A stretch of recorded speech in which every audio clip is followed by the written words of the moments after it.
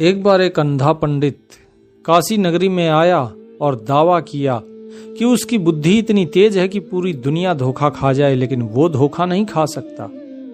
उसने काशी के सभी पंडितों को, ब्राह्मणों को ललकारा कि मेरे 20 प्रश्न हैं, इन 20 प्रश्नों के यदि कोई उत्तर दे दे तो मैं उसे अपना गुरु धारण कर लूं, अन्यथा वो मुझे अपना गुरु धारण कर ले। अब जहां तक चुनौती स्वीकार करने की बात थी उसमें कोई समस्या नहीं थी, लेकिन असली बात तो ये थी कि यदि प्रश्नों के उत्तर नहीं दे पाए तो उसे गुरु धारण करना पड़ेगा। इस बात पर कोई भी ब्राह्मण सहमत नहीं हुआ। उसने पूछा, सबसे पूछा कि कौन है यहाँ पे जो प्रकांड ज्ञाता, जो विद्वान हो, लेकिन सभी लोग घबराहट में पीछे हट गए।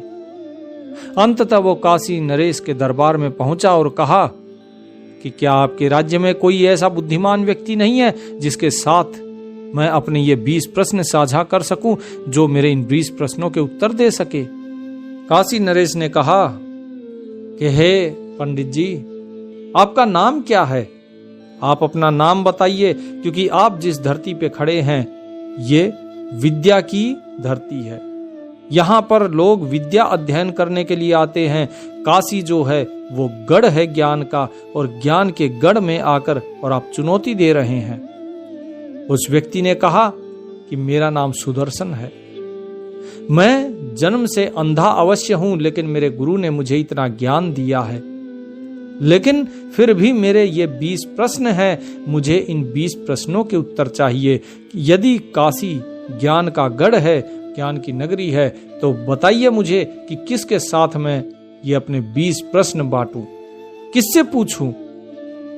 तो काशी नरेश ने कहा कि इस काशी में जो सबसे ज्यादा विद्वान हैं वो हैं स्वामी रामानंदाचार्य।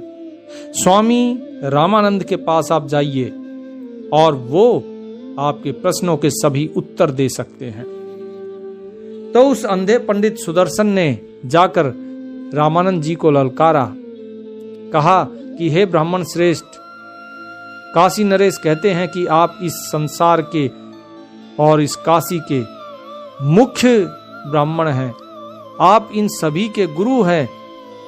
आपके यहाँ